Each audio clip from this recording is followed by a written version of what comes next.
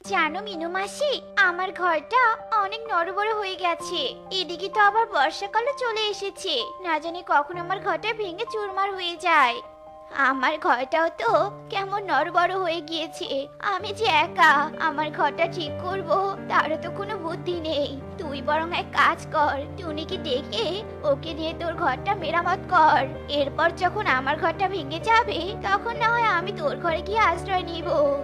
ঠিক আছে মিনু মাসি, তুমি যখন বলছো তখন তাই হবে। তাহলে তুমি থাকো, আমি বরং আসি। এরপর সুখী মিনুকে বিদায় জানিয়ে সেখান থেকে চলে যায়। আর পথেই টুনির সাথে দেখা হয়ে যায়, আর মিনুর কথাগুলো সব খুলে বলে। আচ্ছা ঠিক আছে, আমার তো এখন কিছু কাজ আছে, আমি বরং কাজগুলো সেরেই তোমার বাড়িতে আসছি, কেমন? আচ্ছা ঠিক আছে। এরপর টুনি সুখীকে রেখে নিজের কাজে যেতে থাকে। আর হঠাৎ করেই টুনি কারো কান্নার আওয়াজ শুনতে পায়। আশেপাশে তো আমি কাউকে দেখতে পাচ্ছি না, তাহলে কাছেটা কে? না, কান্নার আওয়াজ তো আরো জোরালো হচ্ছে। দেখি তো আরেকটু সামনে গিয়ে।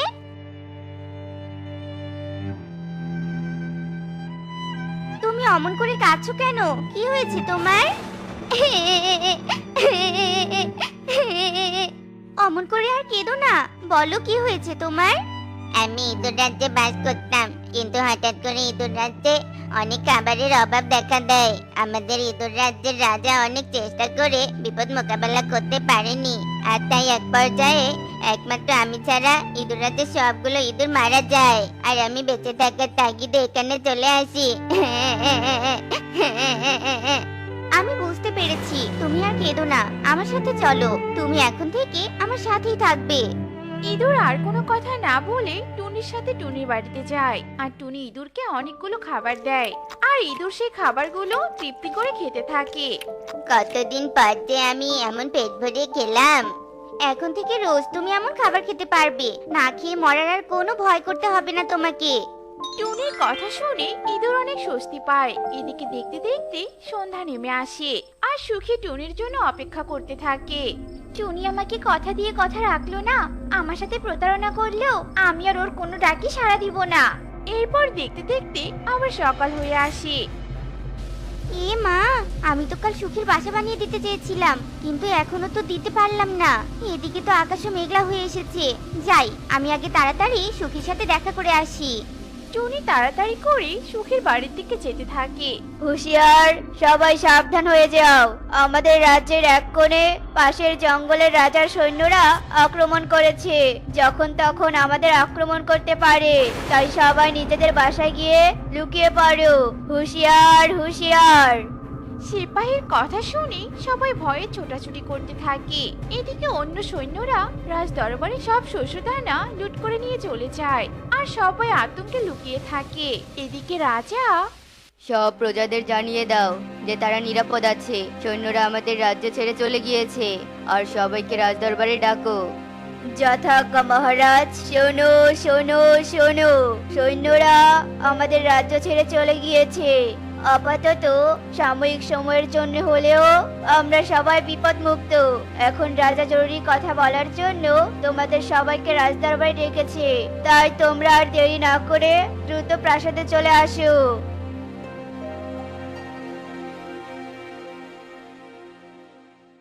মহারাজ, আপনি আমাদের জরুরি তলব করেছেন, কোনো পরামর্শ আছে না কি বলুন তো? পরামর্শ আর কি করব, কিছুই তো ভেবে পাচ্ছি না। তোমরা জানোই তো যে সব শস্যদানা লুট হয়ে গেছে, তাই 2-1 দিনের মাঝেই আমাদের খাবারের অভাব দেখা দিবে। এই খাবারের অভাব থেকে বাঁচার জন্য আমরা কি করতে পারি? আমরা আবার নতুন করে ফসল ফলাতে পারি। কিন্তু সেই ফসল ফলাতে তো অনেক সময় লাগবে, ততদিন তো আমাদের সবাইকে না খেয়ে পড়ে বাঁচতে হবে। মহারাজ, অন্য কোনো জঙ্গল থেকে মুদ্রার বিনিময়ে এই খাবার আনলে কেমন হয়? কিন্তু আমরা যখন খাবার আনার জন্য সীমান্ত এলাকায় যাব বা শস্যদানা নিয়ে ফিরে আসব, তখন তারা আবার আক্রমণ করে বসবে। এতে করে আমাদের জানমালের অনেক ক্ষতি হয়ে যাবে। মার্জনা করবেন মহারাজ, যদি আমাকে অনুমতি দিন তাহলে আমি একটা কথা বলতে পারি। ঠিক আছে, অনুমতি দেওয়া হলো। আমরা যদি বাইরে থেকে খাবার না এনে এই রাজ্যের লুট করা খাবার আবার ফিরে নিয়ে আসি, তাহলে কেমন হয় মহারাজ? তা না হয় আনলাম, কিন্তু সেখানে তো আমরা কেউ যেতে পারবো না। তাদের কাছে যে সব ভারী ভারী অস্ত্রপাতি আছে, আর এই মুহূর্তে তো সৈন্য সংখ্যাও কম। মহারাজ, আমার কাছে এর সমাধান আছে। এখন আপনি যদি আমাকে অনুমতি দেন তাহলে আমি আমার পরিকল্পনা অনুযায়ী কাজ শুরু করতে পারি। কি সেই পরিকল্পনা, সেটা আগে আমায় খুলে বলো তো, তারপর অনুমতি। এরপর ইঁদুর রাজাকে তার পরিকল্পনার সব কথা খুলে বলে। আচ্ছা ঠিক আছে, চেষ্টা করে দেখো যে কতটা সফল হতে পারো। ধন্যবাদ মহারাজ। আর তোমরা সবাই চলো আমার সাথে, আমাকে সাহায্য করবে। এরপর সবাই ইঁদুরকে অনুসরণ করে যেতে থাকে। এদিকে ততক্ষণে গভীর রাত নেমে আসে। তোমরা সবাই জঙ্গলের সীমানায় অপেক্ষা করো, আমি কাজ শুরু করে দেই। আমি যখন কাজ শুরু করব আমার পিছে পিছে তোমরাও চলে আসবে। আচ্ছা ঠিক আছে, তবে তাই করব আমরা সবাই। এরপর ইঁদুর গর্ত করা শুরু করে দেয় আর বেশ বড় গর্ত করতে থাকে। এদিকে পাখিরা সেই গর্ত দিয়ে নিজেদের খাবার উদ্ধারের জন্য ঢুকে পড়ে। এরপর ইঁদুর গর্ত করা শেষ করে সৈন্যদের তাঁবুতে গিয়ে পৌঁছায়। এখানে সবাই ঘুমিয়ে আছে, এই সুযোগে আমাদের কাজ ছেড়ে নিতে হবে। তোমরা এসো তাড়াতাড়ি। ইঁদুরের ডাকে সবাই চলে আসে আর বস্তায় বস্তায় শস্যদানাগুলো নিয়ে তারা সবাই গর্ত দিয়ে নিজেদের জঙ্গলে ফিরে আসে। এদিকে শস্যদানা নেওয়া শেষে ইঁদুর সৈন্যদের ওখান দিয়ে গর্তের মুখ বন্ধ করে দেয়। ইঁদুর, তুমি সামান্য একটা প্রাণী হয়ে নিজের বুদ্ধির জোরে পুরো একটা রাজ্যকে বাঁচালে। তোমার বুদ্ধির কোনো তুলনা হয় না। মহারাজ, খাবারের অভাবে ইঁদুর রাজ্যের ইঁদুরদের মরতে দেখেছি, তাই আমি আর চাই না খাবারের অভাবে কোনো প্রাণী মারা যাক। জয় খুদে ইঁদুরের জয়। সবাই ইঁদুরের জয়ধ্বনি দিতে থাকে। আগে থেকে আকাশ মেঘলা থাকার কারণে তুমুল বেগে ঝড় উঠতে শুরু করে আর সেই ঝড়ে কালো কাকের মাটির ঘর ছাড়া সবার ঘরে ভেঙে যায়। এক বিপদ থেকে বাঁচতে না বাঁচতেই আরেক বিপদ এসে পড়লো। এই তোরা চল সবাই, আজকে রাতটা আমরা কোনোভাবে কালু কাকের বাড়িতে গিয়ে কাটিয়ে দেই। হ্যাঁ মিনু মাসি, চলো। এরপর সবাই মিলে কালু কাকের মাটির ঘরের সামনে গিয়ে বলতে থাকে, কালু, আমাদের সবাইকে আজ রাতের জন্য তোর মাটির ঘরে আশ্রয় দে না রে। পাগল নাকি তোমাদের একসাথে আমার ঘরে থাকতে দেই আর তোমরা আমার সুন্দর মাটির ঘর দখল করে নাও? শোনো, আমি তোমাদের কোনো সাহায্য করতে পারবো না, তোমরা চলে যাও। কালু মাটির ঘরের অহংকার দেখিয়ে ঘরের দরজা লাগিয়ে দেয় আর পাখিরা নিজেদের জীবন বাঁচানোর জন্য প্রাসাদে যায় আর সেখানে আশ্রয় নেয়। এদিকে কালুর মাটির ঘর হওয়ার জন্য বৃষ্টির পানিতে গলতে শুরু করে আর গলে গলে ধসে কালুর উপর পড়ে যায়। আমি মরে গেলাম, আমায় কেউ বাঁচাও, বাঁচাও। আশেপাশে কেউ না থাকাতে কালুর চিৎকার কেউ শুনতে পায় না আর এক পর্যায়ে মাটির ঘর চাপায় কালু মারা যায়। এই কারণেই বলা হয় অহংকারের পতন অনিবার্য। যদি অহংকার না করে সাহায্য করত তাহলে তার জীবনটাও বেঁচে যেত। তো বন্ধুরা, আমাদের আজকের গল্পটি তোমাদের কাছে কেমন লেগেছে তা কমেন্টে জানাতে ভুলো না কিন্তু।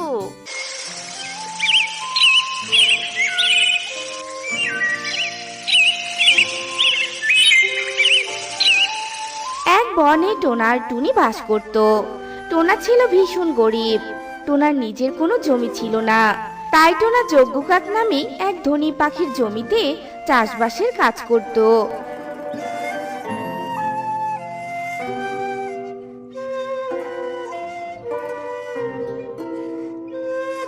আর ভাগে যতটুকু সবজি পেত তাই বিক্রি করে কোনো রকমের সংসার চালাতো।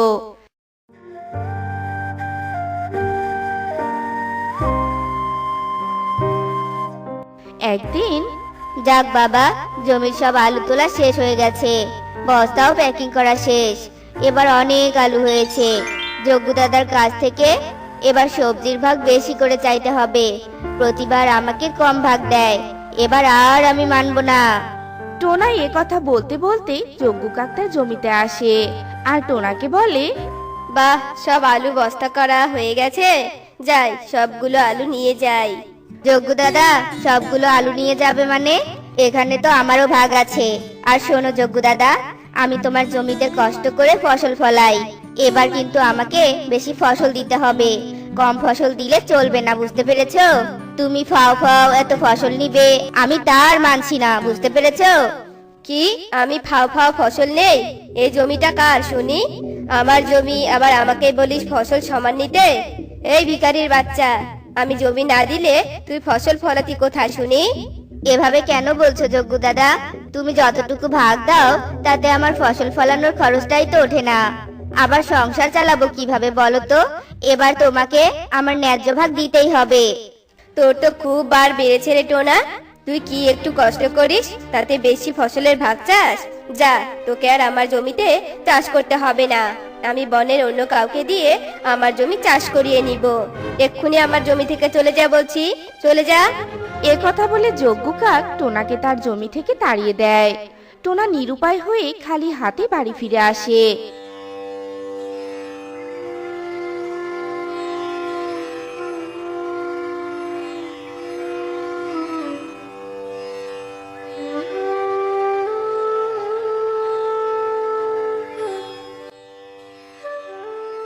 আর টোনাকে দেখে টুনি বলে, কি গো, খালি হাতে তুমি বাড়িতে ফিরে এলে যে?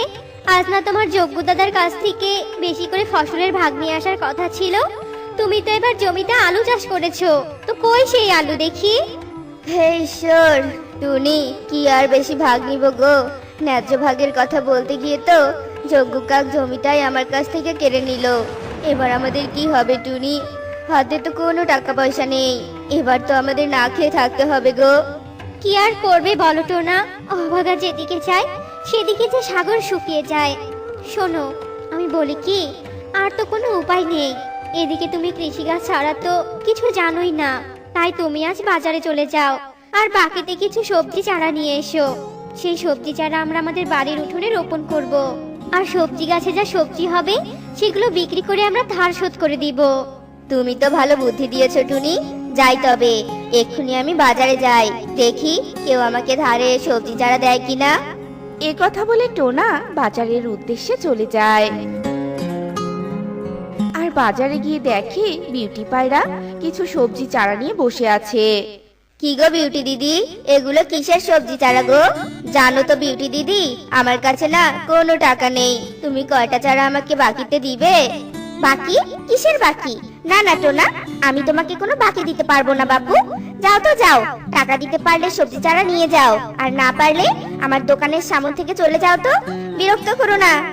বিউটি পায়রার কথা শুনে টোনা দোকানের সামন থেকে চলে যায়। তারপর টোনা এ দোকান ও দোকান ঘোরাঘুরি করে, কিন্তু কেউই টোনাকে ধারে সবজি চারা দেয় না। এরপর টোনা হতাশ হয়ে বাড়ি ফিরতে থাকে। এমন সময় টোনা ঝোপের আড়াল থেকে এক চিৎকার শুনতে পায়। বাঁচাও বাঁচাও, কে কোথায় আছো?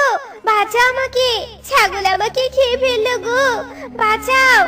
এই ছাগল, আমাকে খাস না, ছেড়ে দে বলছি, ছেড়ে দে। এ কি, ওই ঝোপের আড়াল থেকে কে এমন বাঁচার জন্য চিৎকার করছে? গিয়ে দেখি তো একবার। এ কথা বলে টোনা ঝোপের আড়ালে যায় আর গিয়ে দেখে একটা বেগুন চারাকে ছাগল খাচ্ছে, আর বেগুন চারা যন্ত্রণায় চিৎকার করছে। টোনা তা দেখে ছাগলটাকে তাড়িয়ে দেয়, আর বেগুন চারা বলে ওঠে, তুমি আজ আমার বড়ই উপকার করলে গো। তুমি যদি না আসতে তাহলে ওই বজ্জাত বেটা ছাগল আমাকে খেয়ে ফেলতো। বেগুন চারার কথা শুনে টোনা ভীষণ অবাক হয়ে যায়। আমি তো আগে কখনো বেগুন চারাকে কথা বলতে দেখিনি। তুমি কিভাবে কথা বলতে পারছো? আসলে আমি কোনো সাধারণ বেগুন চারা নই, আমি এক পরীর জাদুই বেগুন গাছ। আমার মালকিন পরীকে একদিন রাক্ষসী আক্রমণ করেছিল, আর পরীর হাতে বেগুন বীজ ছিল। রাক্ষসী যখন আমার মালকিনকে খেয়ে ফেলে তখন আমার বীজ এখানে পড়ে যায় আর আমার জন্ম হয়। তখন থেকে এখানে আমি একাই বড় হতে থাকি, অযত্নে অবহেলাতে। বুঝতে পেরেছো? আহারে, তুমি তো এক অসহায় বেগুন চারা। আমি তোমাকে আমার বাড়িতে নিয়ে গিয়ে রোপণ করব। তোমাকে জল সার দিব, তোমাকে কেউ আর আক্রমণ করতে পারবে না। সত্যি সত্যি তুমি আমাকে এখান থেকে নিয়ে যাবে? তাড়াতাড়ি নিয়ে যাও আমাকে এখান থেকে। এই ঝোপঝাড়ে আমার আর থাকতে ইচ্ছে করে না, জানো? টোনা বেগুন গাছের কথা শুনে বেগুন গাছকে উপড়ে নিয়ে বাড়িতে চলে যায়।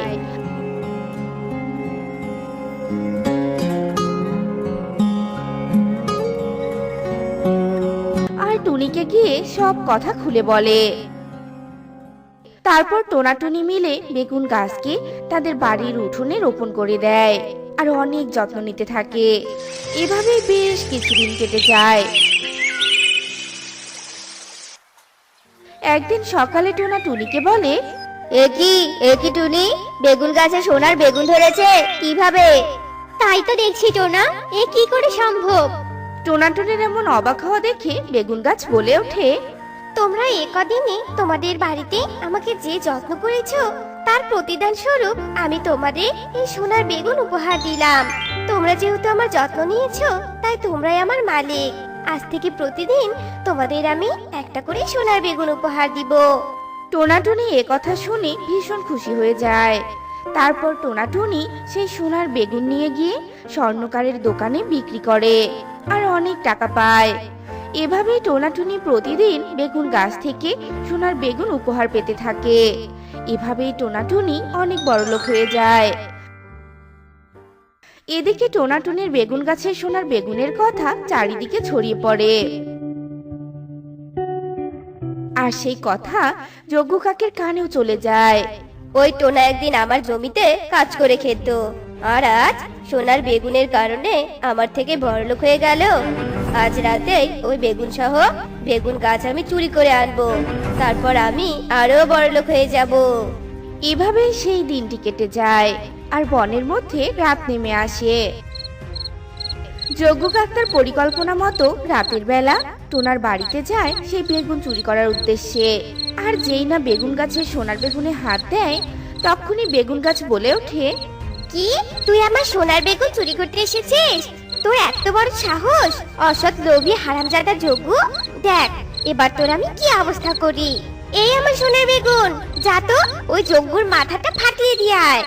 বেগুন গাছের এ কথা শুনে গাছ থেকে সোনার বেগুন এসে যজ্ঞ কাককে মারতে থাকে। আর যজ্ঞ কাক সোনার বেগুনের মারের যন্ত্রণায় বলতে থাকে, ও মা গো, মরে গেলাম গো, মরে গেলাম। আমার দরকার নেই সোনার বেগুন, জান বেরিয়ে গেল আমার। এখান থেকে পালিয়ে গিয়ে আগে আমি আমার জান বাঁচাই। মরে গেলাম গো, মরে গেলাম। এ কথা বলে যজ্ঞ কাক সেখান থেকে পালিয়ে যায় আর সোনার বেগুন আবারও গাছে চলে আসে।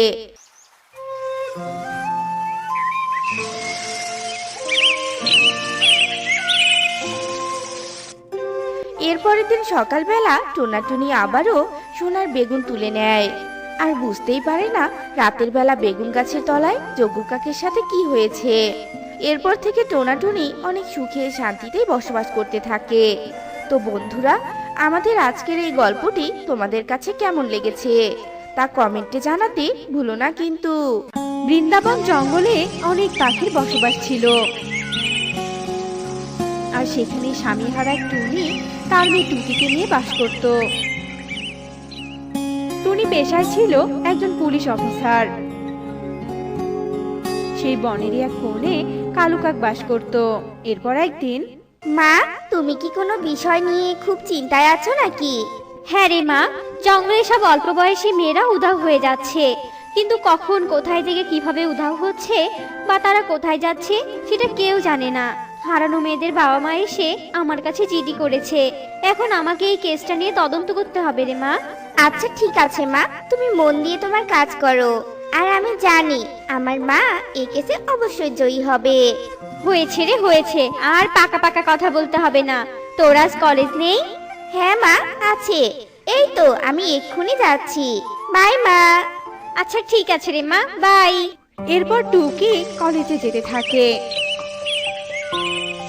এমন সময় পথে কালুর সাথে টুকির দেখা হয়। কালু টুকিকে দেখে অনেক মুগ্ধ হয়ে যায় আর মনে মনে ভাবে, আরে বাহ, এ তো পুরো ফুলটুসি দেখছি। একে তো তাহলে বানাতে হবে আমার দিলের রানী। এই যে শুনছো? জি, আমাকে বলছেন কি? হ্যাঁ গো সুন্দরী, তুমি ছাড়া তো এখানে আর কেউ নেই, তাই না? তোমার এমন ডাগর ডাগর চোখের মায়া যে আমি হারিয়ে গিয়েছি গো। এসব কি আবোল তাবোল কথা বলছেন আপনি? হ্যাঁ, যেই না মেয়ে দেখেছেন অমনি গায়ে পড়া শুরু করেছেন। শুনুন, আপনাদের মতো বখাটে ছেলেকে আমার খুব ভালোভাবে চেনা আছে। আরে আরে, রেগে যাচ্ছ কেন? আমি তো তোমাকে বাজে কিছু বলিনি। তোমাকে আমার ভালো লেগেছে, শুধু এটাই বলেছি। আর কাউকে ভালো লাগা তো কোনো অপরাধ নয়, তাই না? আপনার ভালো লাগা অন্য কাউকে গিয়ে দেখান, আমাকেও তো ভালো লাগতে হবে না। এর ফল কিন্তু ভালো হবে না। এই বলেই টুকি রাগ করে সেখান থেকে চলে যেতে থাকে। এদিকে কালু একাই একাই বলতে থাকে, ফুলটুসি, তোমাকে তো আমার প্রেমের ফাঁদে পা দিতেই হবে। হা হা হা। এরপর কালু সেখান থেকে চলে যায়। এভাবেই পুরো দিন কেটে যায়। এদিকে রাতও হয়ে যায়। টুনি থানায় সব কাজ সেরে বাড়িতে ফিরে আসে। আর টুকিও বাড়িতে ফিরে আসে। এরপর টুনি টুকিকে বলে, মা টুকি, সকালে তোকে যে কেসটার কথা বলেছিলাম না, সেটার জন্য আমাকে কাল সারা দিন আর সারা রাত থানাতেই থাকতে হবে। তুই কিন্তু বাড়িতে সাবধানে থাকবি মা। আচ্ছা ঠিক আছে মা। এরপর মামে ঘুমিয়ে পড়ে। এদিকে দেখতে দেখতে সকাল হয়ে যায়। টুনি উঠে ফ্রেশ হয়ে থানায় চলে যায়। ওইদিকে টুকিও ফ্রেশ হয়ে কলেজে যেতে থাকে। ওইদিকে কালু ফুল হাতে রাস্তায় দাঁড়িয়ে থাকে। যেই না টুকি আসে, অমনি কালু ফুল নিয়ে টুকির সামনে গিয়ে দাঁড়ায়। এ কি, আজ আবারও আপনি আমার সামনে এসেছেন? কাল এত কথা শোনালাম, তাতেও কি আপনার লজ্জা হয়নি নাকি? হ্যাঁ, আরে তুমি রাগ ছাড়া কি আর কোনো কিছু করতে পারো না নাকি? হ্যাঁ, রাগ যে তোমার ওই চাঁদ মুখে একদম মানায় না গো। আর আজ তোমাকে আমি বিরক্ত করতে নয়, তোমাকে আজ আমার মনের কথা জানাতে এসেছি। আই লাভ ইউ প্রিয়সী, আমি তোমাকে খুব ভালোবাসি। প্লিজ তুমি আমাকে ফিরিয়ে দিও না। তোমাকে না পেলে যে আমার এই জীবনটাই বৃথা হয়ে যাবে। দূর ছাই, যত সব পাগলামি। এই বলেই টুকি সেখান থেকে চলে যায়। আর কালু বলতে থাকে, চলে তো যাচ্ছ, যাওয়ার আগে তোমার নামটা তো বলে যাও। কালুর ডাক শুনে টুকি দাঁড়িয়ে বলে, আমার নাম টুকি। এই বলে টুকি লজ্জা মাখা মুখ নিয়ে কলেজে না গিয়ে বাড়িতে ফিরে আসে। আর সব সময় শুধু কালুর কথাই স্মরণ করতে থাকে। ছেলেটা হয়তো সত্যি আমাকে অনেক ভালোবেসে ফেলেছে, নয়তো আমি এত কথা শোনানোর পরও আমার কাছে বারবার ফিরে আসতো না। আমি কেন এত কিছু ভাবছি? তার মানে কি আমি ওর প্রেমে পড়ে গেছি? এসব ভাবতে ভাবতেই টুকি লজ্জায় মুখ ঢেকে নেয়। এভাবে দেখতে দেখতে রাত হয়ে যায়।